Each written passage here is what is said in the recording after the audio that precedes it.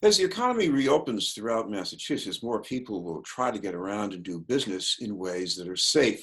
That means everything from changes in public transportation and bike lanes to giving businesses more space for social distancing. To tell us how that will be advanced in the city's roadmap for healthy streets is the Director of Planning in the Boston Transportation Department, Vineet Gupta. Thank you very much for being with us, Vineet. It's my pleasure to join and take part in this conversation. Thank you for inviting us.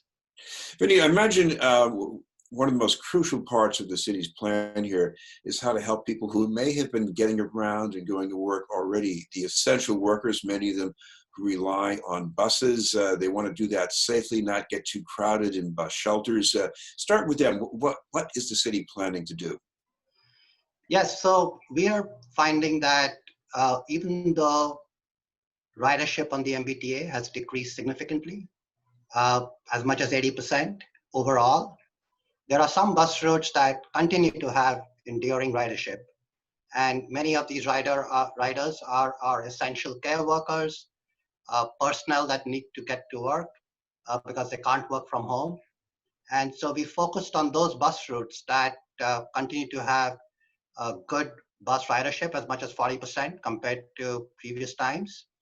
And on those routes, we're doing two things. One, we are providing more space at bus stops. So we're expanding bus stops, essentially lengthening a bus stop. And that's happening on corridors such as Blue Hill Avenue, where there are many busy bus routes at Maverick Square in East Boston, and several other locations. That's one. The second is that to make bus service more reliable, we are exploring providing pop-up bus lanes to make it easier for buses to get to where they have to go. And as a start, we have actually already installed bus lanes on Washington Street in the downtown area. This is a crucial area for the Silver Line to get to downtown crossing. So there's a bus lane that's being painted from kind of the Tufts Medical area at Marginal Street all the way down to Temple Place. We're exploring other bus lanes in the coming months, so you'll see some progress on that as well. We feel that this is essential for our workers, for our residents who have to take the bus and have no other option. I know that the lanes that have been tried already in places like Rosendale and Alston, they've made the trips at least a little shorter. I think the riders feel they're significantly shorter. How much can they help? In Rosendale, bus trip times, or the amount of time it takes to get from Rosendale Square to Forest Hill stations, excuse me, has increased by as much as 25%. And that's what we're experiencing in terms of our data. But from a perception, people who've used that bus service going into Forest Hills say that it's made a huge difference. Some people say it's twice as fast, but it's a perception thing. But it was welcomed by everybody who takes that particular bus route, and we're very pleased with the result of that bus lane. And now with the pandemic going on, what's even more important maybe is that you can get more trips with the same number of buses and same number of bus drivers. Isn't that true? Absolutely. And it's because trip times have reduced. So it gives an opportunity for people who schedule buses to put in that extra trip using the same number of buses. So it's a huge difference. Well, one thing I noticed about the city's plan here is that it lines up pretty well with a public opinion survey that recently came out showing how people were going to change their ways of getting around. And one of the other ways, I guess, is bikes. What are you doing about that? We've seen a uptick in people on bikes. And we want to make sure that we provide them a safe and stress-free environment for them to make their bike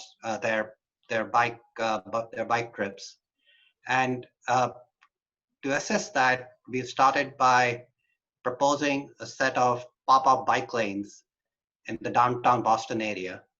What this does is that it connects up with the other bus routes that are coming into Boston, and it allows for people to have better access to jobs in the downtown area, to hospital facilities such as at MGH.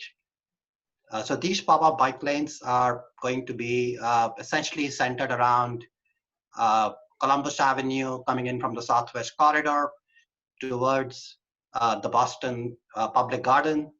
Uh, there'll be bike routes that are getting installed even as we talk on Stewart Street to connect up with Washington Street. The bus lane on Washington Street also has a bike lane as part of that project. So those are two kind of key connections that we hope to make from the Southwest Corridor and from Tremont Street. So neighborhoods to the south people can have better access to jobs. It also involves a bike lane that would go around the public garden. So on Arlington Street, on Charles Street, on Beacon Street, as well as on Boylston Street. And so in the next several weeks, we expect those pop-up bike lanes to be installed. Of course, the public opinion survey also showed more people deciding to walk, especially walking to work.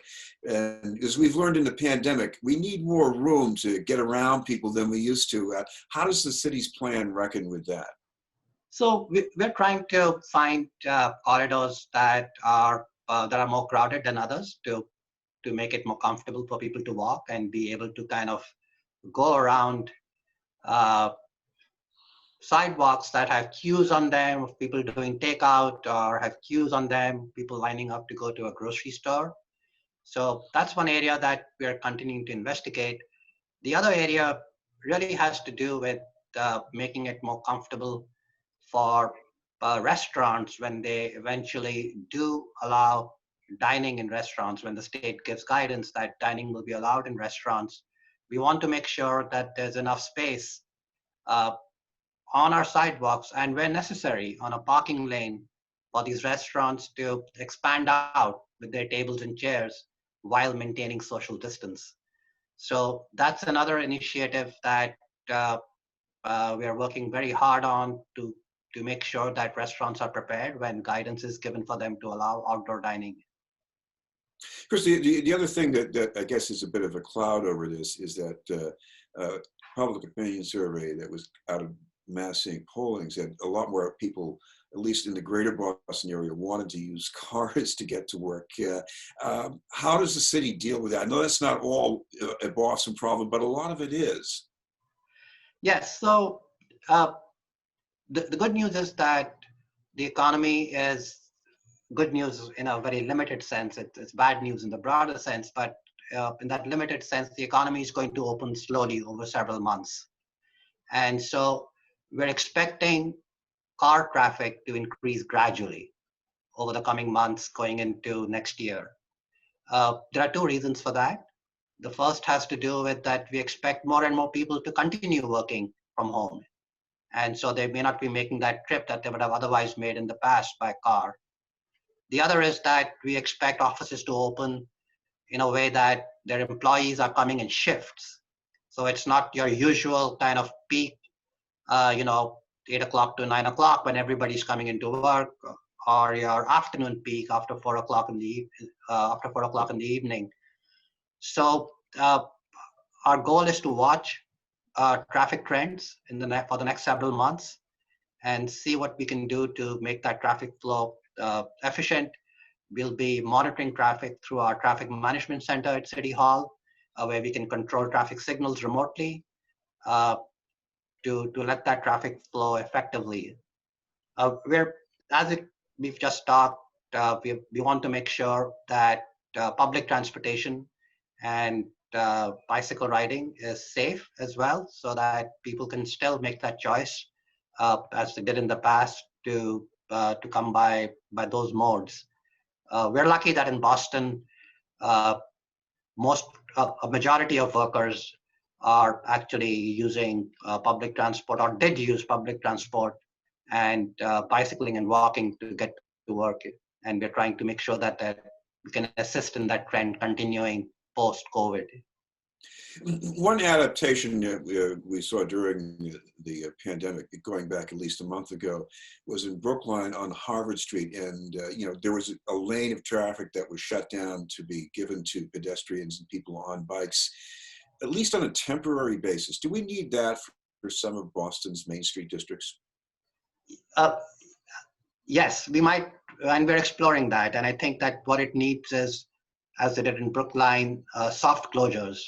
In other words, you through just some simple barriers, uh, create a safe environment for people to kind of spill out onto our streets in areas where we are seeing crowding.